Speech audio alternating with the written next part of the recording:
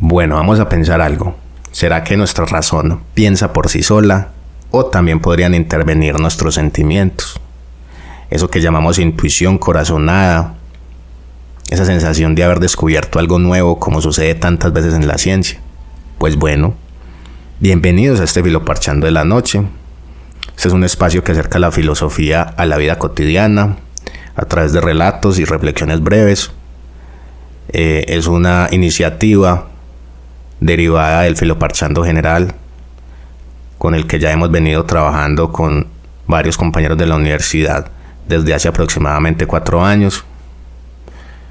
Y este programa busca, con una reflexión tranquila, envolvente, explorar varios temas desde la filosofía, la ciencia, el arte y la historia, invitando a pensar mientras el día termina. Es un programa diseñado para escuchar antes de dormir, en donde las grandes ideas se transforman en una conversación serena que acompaña, inspira y despierta nuestra curiosidad. Bienvenidos a Filoparchando de la Noche, el momento en que la filosofía sale de los libros para encontrarse con nuestra vida cotidiana, con la ciencia, con el arte y los demás asuntos que nos constituyen. Filoparchando de la Noche, con su anfitrión, Wilder Carmona.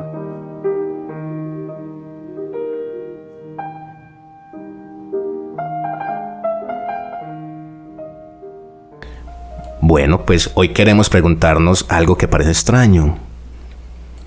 ¿Qué papel juegan los sentimientos en la construcción del conocimiento? Cuando pensamos en la ciencia, solemos imaginar laboratorios, ecuaciones, telescopios y demostraciones rigurosas. Imaginamos a un científico que analiza datos fríos, objetivos y calculadores. Pero ¿qué ocurre antes de la demostración? ¿Qué ocurre cuando todavía no existe una teoría? ¿Qué sucede en ese instante en que una idea aparece por primera vez? ¿Cómo nace la hipótesis? ¿Cómo surge una intuición? ¿Puede existir una lógica del descubrimiento? Bueno, estas preguntas nos llevarán entonces a recorrer las ideas de René Descartes, de Charles Sanders Peirce, de Antonio Damasio, pasando por Arquímedes, Johannes Kepler y hasta Edgar Allan Poe, para comprender que detrás de muchas revoluciones científicas existe algo más que razonamientos. Existe también sorpresa, intuición, imaginación, lo que nosotros llamamos sentimientos epistémicos, como las experiencias de Eureka. Recordemos que la epistemología es una rama de la filosofía que estudia los fundamentos, métodos, naturaleza y límites del conocimiento. Estudia el conocimiento como tal. Listo, entonces a partir de ahí vamos a tener en consideración qué era lo que decía René Descartes con su racionalismo. Para él, pensar correctamente significaba liberarse de los engaños de los sentidos, de las emociones y de las pasiones. El conocimiento seguro exigía desconfiar de las impresiones inmediatas de los sentidos y someter las pasiones al juicio de la razón. Entonces así las emociones nacen de movimientos corporales transmitidos al cerebro mediante los llamados espíritus animales. Yo me imagino pequeños animalitos que circulan a través de la sangre. Voy a tomar en este caso una referencia del libro El origen de las pasiones de este autor, de Descartes, para describir tales espíritus animales que eran el origen de las pasiones, de las emociones, de las impresiones sensibles. Dice así: las partes de la sangre más agitadas y más vivas, siendo llevadas al cerebro por las arterias que más en línea recta vienen del corazón, componen como un aire o un viento muy sutil que se llama los espíritus animales, los cuales, dilatando el cerebro, lo hacen apropiado para recibir las impresiones de los objetos exteriores y también las del alma, es decir, para ser el órgano o la sede del sentido común, la imaginación y la memoria. Después, este mismo aire o estos mismos espíritus fluyen desde el cerebro a través de los nervios hacia todos los músculos, por medio de lo cual disponen estos nervios para servir de órganos a los sentidos externos, e hinchando diversamente los músculos, proporcionan el movimiento a todos los miembros. Muy interesante esto. Entonces se decía que había una comunicación entre el corazón, que era el que bombeaba la sangre, con el cerebro a través de estos espíritus animales. Siempre hemos pensado que el corazón es el órgano de las emociones y el cerebro como el órgano del pensamiento o de la razón. Desde Guayabal, transmite La 15 Radio. Pues bueno, continuemos entonces con esta otra pregunta. Entonces, ¿la ciencia progresa cuando la razón domina los sentimientos o cuando aprende a trabajar con ellos? Entonces, la mente era concebida como algo distinto del cuerpo. Por un lado estaba la razón, por otro lado estaban las emociones. Durante mucho tiempo, esta idea influyó profundamente en nuestra forma de entender la ciencia. Parecía que conocer consistía simplemente en razonar. Pero la pregunta es, ¿realmente descubrimos las cosas de esa manera? ¿Acaso los grandes descubrimientos científicos nacieron únicamente de cadenas lógicas perfectamente ordenadas? Listo, entonces ahora vamos a mirar el problema que Descartes no resolvió. Imaginemos que tenemos una teoría científica completamente terminada. Podemos deducir consecuencias, podemos realizar demostraciones, podemos verificar resultados. Sin embargo, aparece una pregunta. ¿De dónde salió la hipótesis inicial? ¿Cómo apareció esa primera idea? Aquí encontramos un problema fascinante. La lógica tradicional explica cómo justificamos una teoría, pero no explica cómo surge. Es precisamente allí donde entra Charles Sanders Peirce, quien fue un lógico, científico y filósofo estadounidense del siglo XIX. Bueno, ¿qué es lo que decía él? Peirce observó que existen tres formas fundamentales de razonamiento, no dos como lo decía la lógica tradicional. Y para explicarlas, utilizó un famoso ejemplo de los frijoles. Bueno, vamos a explicar la deducción. La deducción es pasar de aspectos generales a particulares. Imaginémonos en una mesa una bolsa de frijoles blancos y al lado de esa bolsa hay otros frijoles blancos. Entonces partimos de que todos los frijoles de esa bolsa son blancos, de lo general. Ahora vamos a lo más particular. Entonces estos frijoles provienen de esta bolsa, estos que están al lado. Por lo tanto, estos frijoles también son blancos. Entonces aquí partimos de una regla general y llegamos a un caso en particular.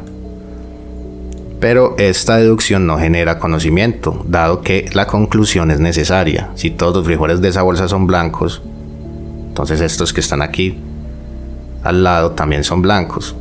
Si ya sabíamos que todos eran blancos. Un ejemplo de esto podría verse en la geometría euclidiana, cuando hablamos que todos los ángulos internos de un triángulo siempre van a medir 180 grados. Entonces partimos de algo general, de un axioma, para mirar las características de cualquier tipo de triángulo.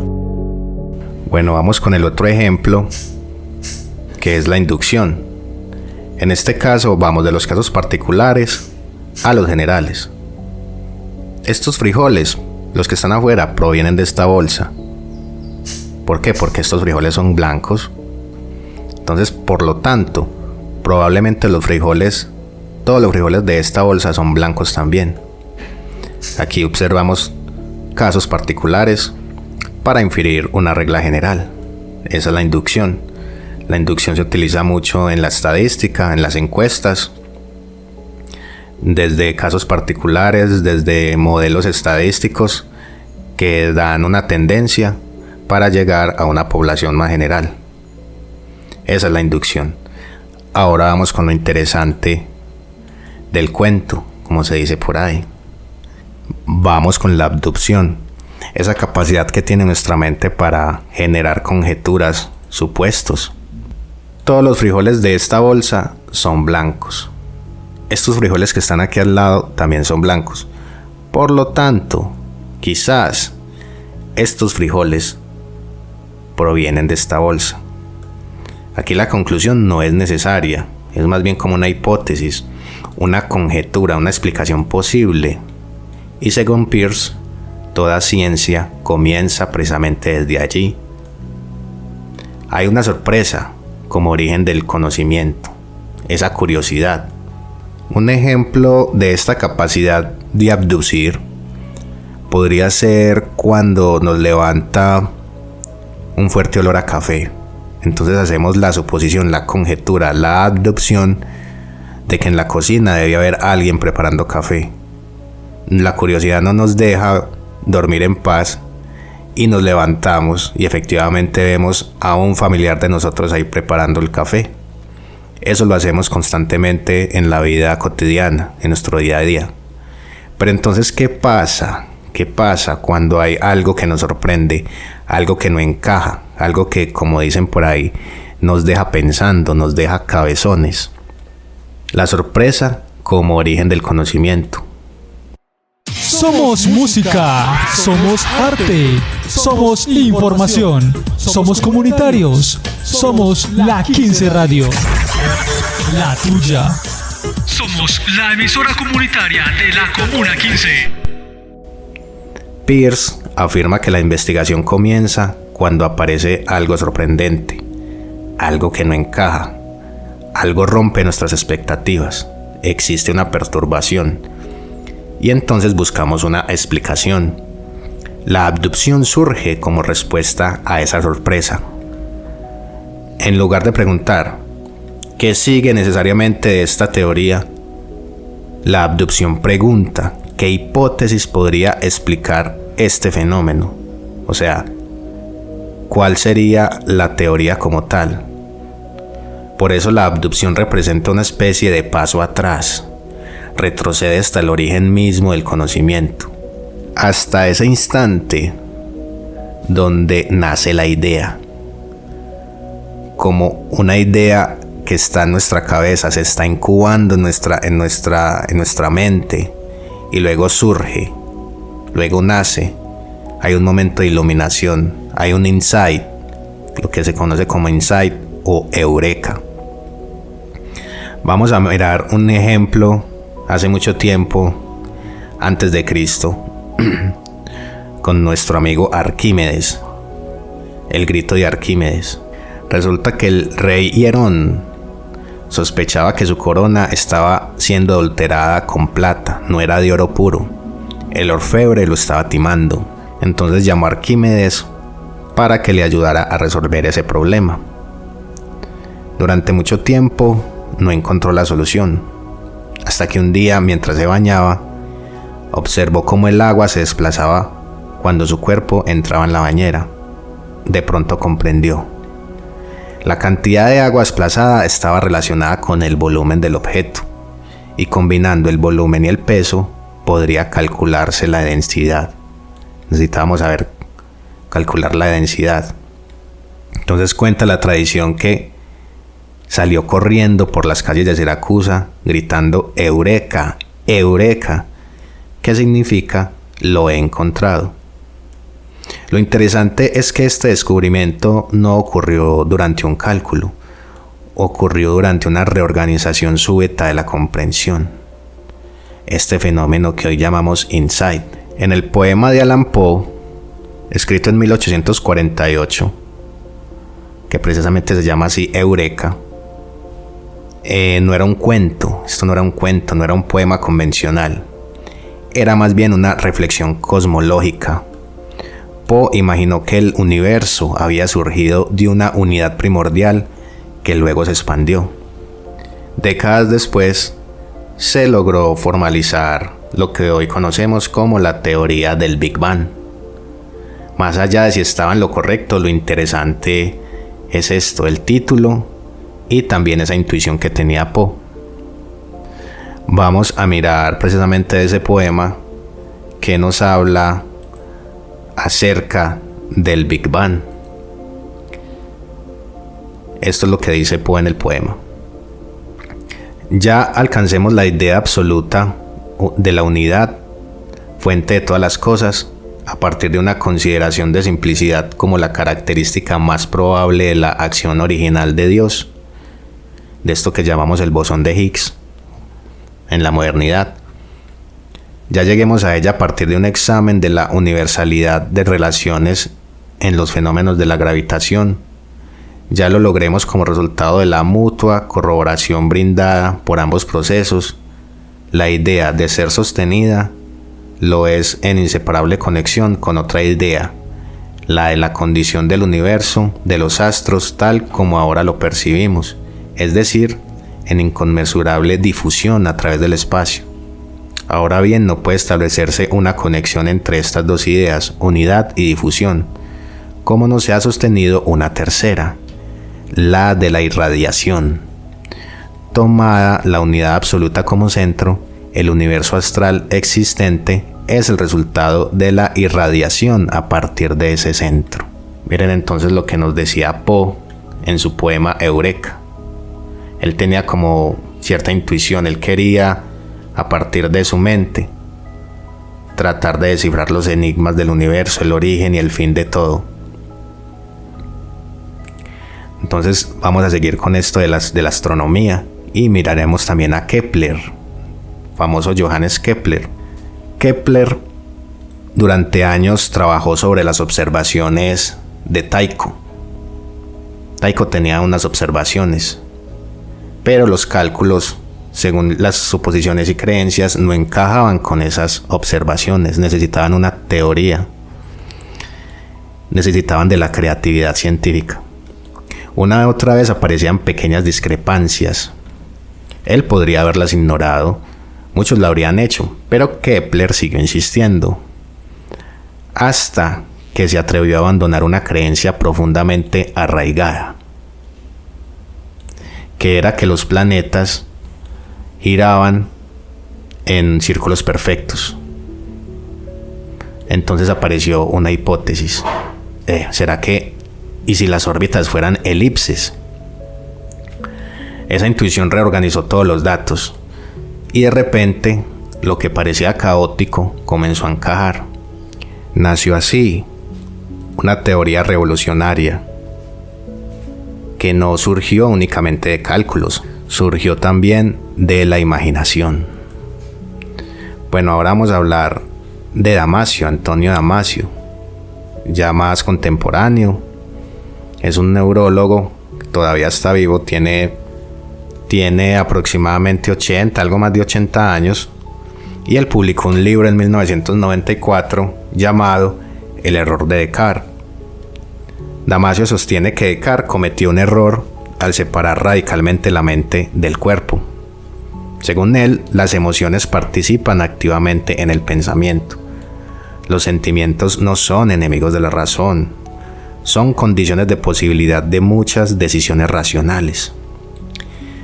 La evidencia neurológica muestra que personas con daños en ciertas áreas emocionales del cerebro pueden conservar su inteligencia y, sin embargo, tomar pésimas decisiones. ¿Por qué? Porque la razón necesita orientación, necesita evaluar relevancias, necesita distinguir lo importante de lo secundario, y para ello intervienen nuestros sentimientos. Listo, entonces ahora vamos con los sentimientos epistémicos. Esto nos conduce a una noción fascinante, los sentimientos epistémicos, que hemos venido hablando, como el eureka. Estos sentimientos son relacionados con el conocimiento, como la perplejidad, la duda, la sorpresa, la familiaridad, la comprensión, la certeza, el mismo eureka.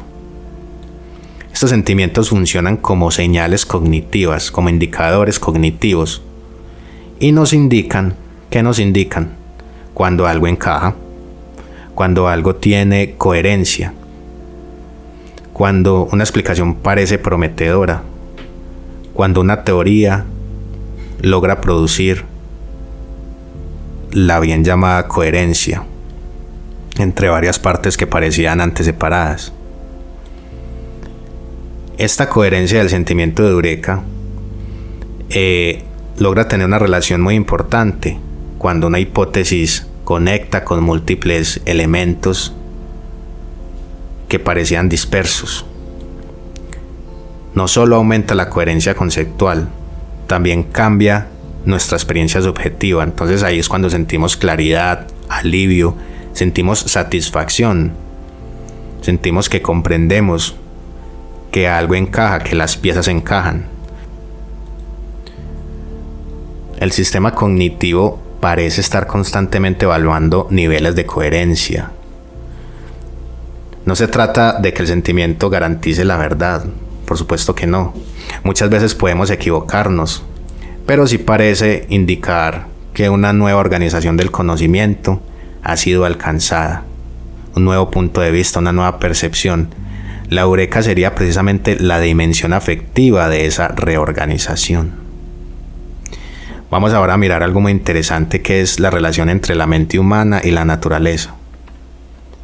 Entonces la pregunta sería, ¿por qué somos capaces de comprender el mundo? Porque una hipótesis nacida en una mente humana puede describir el movimiento de los planetas, la caída de los cuerpos o la estructura de la materia. Peirce tenía una respuesta sorprendente. La mente humana forma parte de la misma naturaleza. No somos observadores externos, somos una expresión de la misma realidad que intentamos comprender. Vamos aquí a tener en cuenta un fragmento de Peirce en su compilación de obras filosóficas que habla acerca de esto. Dice así: no podemos llegar tan lejos como para decir que las adivinaciones de la alta inteligencia humana sean más frecuentemente correctas que erróneas, pero podemos decir que después de un análisis debido y no influido por prejuicios, ha habido y sin duda habrá más probabilidad de que sea equivocada que correcta, pero no por mucho. Conforme progresamos más y más en la ciencia, el apoyo que podemos obtener de la luz natural de la razón se hace sin duda cada vez menor. Con todo, la ciencia dejaría de progresar si alguna vez llegáramos al punto donde ya no hay un ahorro infinito en el coste de la experimentación logrado al procurar que nuestras hipótesis sean tales que se le recomienden a sí mismas a la mente de forma natural y no produzcan la impresión de simplicidad, que aquí significa la facilidad con que la mente humana las comprende, de adecuación, de razonabilidad, de buen sentido, pues la existencia de un instinto natural para la verdad es, después de todo, la salvaguarda de la ciencia. Entonces, será por eso que nuestras capacidades abductivas pueden encontrar regularidades reales en la realidad, porque existe una continuidad entre la mente y el mundo. Entonces la ciencia no sería una lucha contra la naturaleza, sino más bien una conversación con la misma naturaleza. Bueno, en conclusión, cuando pensamos en la ciencia, solemos imaginar demostraciones, fórmulas y experimentos. Pero antes de todo existe algo más elemental. Existe la sorpresa, existe la curiosidad, la imaginación, la intuición, existe la abducción y existe la experiencia de eureka. ¿Cómo no? Quizás conocer no consista entonces únicamente en demostrar. Quizás también consista en escuchar esos sentimientos epistémicos, esas corazonadas, como algo que nos indica que una nueva comprensión está naciendo. Lo que veíamos ahora acerca de la incubación. De hecho, hay un libro de un par de neurocientíficos que se llama The Eureka Factor, Aha Moments, Creative Insight and the Brain, escrito por Cuneus and Beeman, donde ellos hablan acerca de lo que es el periodo de incubación, donde hay como unos procesos mentales inconscientes que se hacen para que luego llegue el momento de la iluminación a la eureka, que según Peirce se da durante un periodo como de contemplación, lo que él llama el musement. Asimismo le pasó también a Arquímedes, recordemos que fue cuando se estaba bañando. que le llegó ese momento de iluminación, esa epifanía. Así la ciencia no es solamente una colección de verdades, es también una aventura de la mente, de nuestra mente. Una aventura donde la razón y el sentimiento trabajan juntos para descubrir el mundo. Y quizás como comprendieron Arquímedes, Kepler, Peirce y Damasio, el conocimiento comienza mucho antes de la demostración. Vamos a mirar la dedicatoria del poema Eureka, precisamente de Edgar Allan Poe, y lo que dice de este tema. A los pocos que me aman y a quienes yo amo, a los que sienten más que a los que piensan, a los soñadores y a los que depositan su fe en los sueños como únicas realidades, ofrezco este libro de verdades, no como anunciador de la verdad, sino por la belleza que en su verdad abunda, haciéndola verdadera. A ellos presento esta composición solo como un producto de arte, como una novela, o si no es una pretensión demasiado elevada, como un poema. Lo que aquí propongo es verdadero, por lo tanto, no puede morir, y si de alguna manera fuese hallado y muriese, nacerá de nuevo a la vida eterna. Sin embargo, solo como poema, deseo que sea juzgada esta obra después de mi muerte. Edgar Allan Poe. Entonces, como podemos concluir, la ciencia no es solamente una colección de verdades, es también una aventura de la mente. Es una aventura donde la razón y el sentimiento trabajan juntos para descubrir el mundo. Y quizás como comprendieron Arquímedes, Kepler, Peirce, Damasio, el conocimiento comienza mucho antes de la demostración. Comienza en el instante en que algo nos sorprende y nos obliga a preguntar, ¿qué podría explicar esto? Muchas gracias por acompañarnos en este nuevo podcast llamado Filoparchando de la Noche. Espero que les haya gustado. Recuerden escuchar La 15 Radio a través de la página www.la15radio.com. 15 Radio, una emisora comunitaria de Guayabal.